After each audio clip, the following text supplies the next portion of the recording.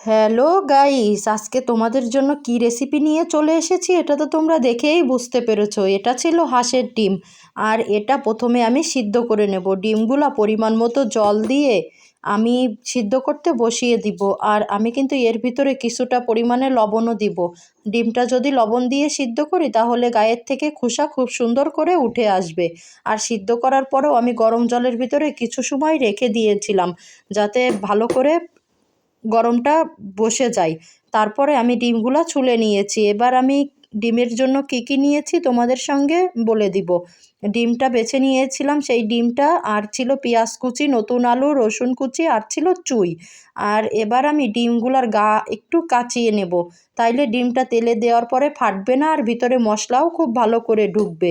এবার পরবর্তী প্রসেসে চলে যাব। ডিমে কিছুটা হলুদ আর লবণ দিয়ে কিছু সময় মাখিয়ে রেখে দিব। তারপরে আমি কিন্তু রান্নায় চলে যাব। তার আগে আমি মশলা করে নিব। মশলার জন্য আমি কিছুটা জিরা গুঁড়ি, তারপরে হলো শুকনা মরিচ আর রসুন কুচি আর কিছুটা পেঁয়াজ পাটায় বেটে সুন্দর একটা মশলার পেস্ট বানিয়ে নিব। মশলাটা যদি পাটায় বেটে রান্না করি তাহলে রান্না স্বাদ অনেক বেড়ে যায়।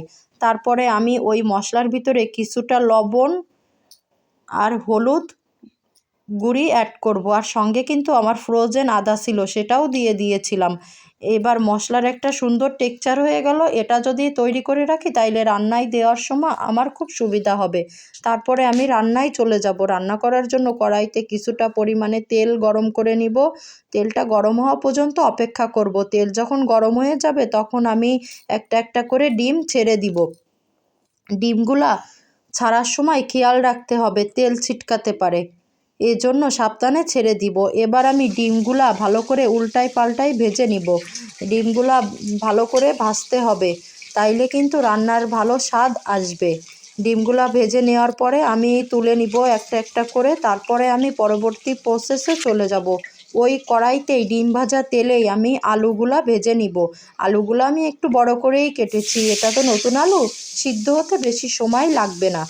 আলুগুলো যখন লাল লাল করে ভাজা হয়ে যাবে তখন আমি ওর ভিতরেই কিছুটা পেঁয়াজ কুচি দিয়ে দিব।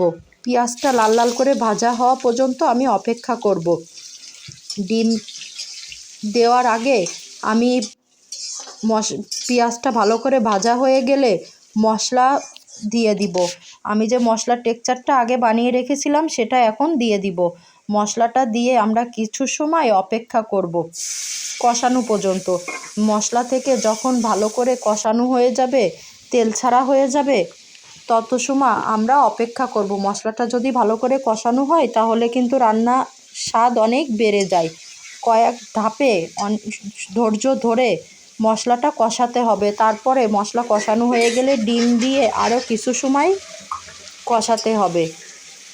এবার ভালো করে যখন কষানো হয়ে যাবে, একটা সুন্দর ঘ্রাণ বেরোবে মশলা কষানো আর ডিমের থেকে, তখন আমরা পরিমাণ মতো জল দিয়ে দিব। ঝোলের অনুপাতে আমরা জল দিব। ডিমগুলা যাতে ভালো করে, আলুগুলাও সিদ্ধ হয়, ডিমগুলাও ভালো করে মিশে যায়। তারপরে কিছুটা জল শুকিয়ে আসলে আমরা ওর ভিতরে গরম মশলা দিয়ে দিব। দিয়ে কিছু সময় ঢেকে রেখে দেব। এবার কিছুটা সময় পরে ঝোলটাও শুকিয়ে যাবে আর তেল উপরে উঠে আসবে, তখনই বোঝা যাবে রান্নাটা কমপ্লিট হয়ে গেছে। আর রান্না করার পরে এটা ছিল আমার ডিম কষার লাস্ট লুক। দেখতেও যেমন হয়েছিল খেতেও কিন্তু দুর্দান্ত হয়েছিল। আর এটা ছিল আমার শাশুড়ির রেসিপিতে করা। আর শীতকালে এক প্লেট গরম ভাতের সাথে যদি এরকম ধোয়া ওঠা ডিমের একটা রেসিপি থাকে তাইলে আর কিছুই ছিল না। আর সঙ্গে বেগুনও ভেজেছিলাম। এটা ছিল আমার মেয়ের